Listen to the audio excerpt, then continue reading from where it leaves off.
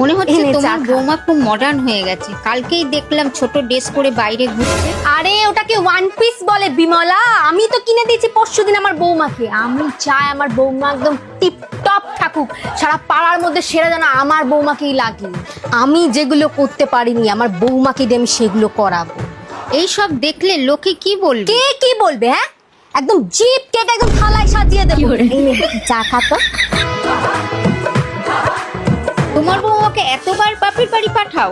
আমার বৌমাকে তো মাসে একবার দুবার, আর আমার পারমিশন ছাড়া ও কোথাও যায় না। আরে রে রে রে বিমলা, তুই তো পুরো শাশুড়ি সমাজটাকে বদনাম করে রেখে দিয়েছিস রে। এখানে যাবে না, ওখানে যাবে না, এটা করবে না, ওটা করবে না।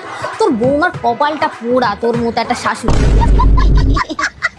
তোমার বৌমা কি ঘরের কোনো কাজ করে না? বৌমা, আমার বৌমা আবার ঘরের কাজ করতে যাবে কেন? হ্যাঁ, ও তো চাকরি করে, টাকা পায়। ঘরের কাজ তো করবে তোর বৌমার মতো মেয়েরা, যাদের সব ইচ্ছে মাটিটা কুচলে দিয়েছে। তোমার বৌমা তো দেখি আজকাল খুব ভিডিও বানিয়ে বানিয়ে। হ্যাঁ, কি ভালো ভিডিও বানাই না? একটু ওই লাইক শেয়ার একটু সাপোর্ট করে দিস। হ্যাঁ, পাশের বাড়ির লোকই তো পাশের বাড়ির লোককে সাপোর্ট করবে। খুব গুণ কিন্তু আমার বৌমার। তোমার ছেলে বৌমা দেখি খুব ঘুরে বেড়াচ্ছে, এখানে সেখানে পার্টি করে বেড়াচ্ছে, আর যখনই দেখি তখনই শুধু পাহাড়ে ঘুরছে। খুব কামাই, খুব ঘোরে। এটাই তো বয়স নাকি ঘোরার? আর ওরা কামাই বলেই তো ঘোরে। তোর ছেলে আর ছেলের বউটা ঘুরতে পারে না? না, চাকরিটা চলে গেছে।